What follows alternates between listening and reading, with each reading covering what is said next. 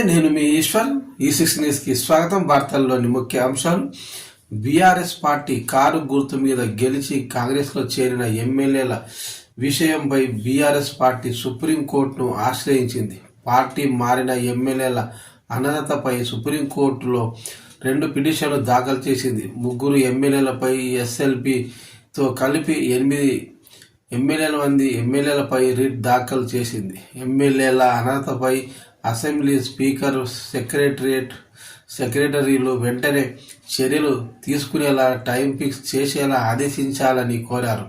దానం నాగేందర్, కడియం శ్రీహరి, తెల్ల వెంకటరావులపై suspension leave petition వేసింది. BRS మిగతా 7గురిపై రిట్ పిటిషన్ దాఖలు చేసింది. హైకోర్టు తీర్పు ఇచ్చి 6 నెలలు అయినా ఇప్పటికీ స్పీకర్ చర్యలు తీసుకోలేదని పిటిషన్లో పేర్కొంది.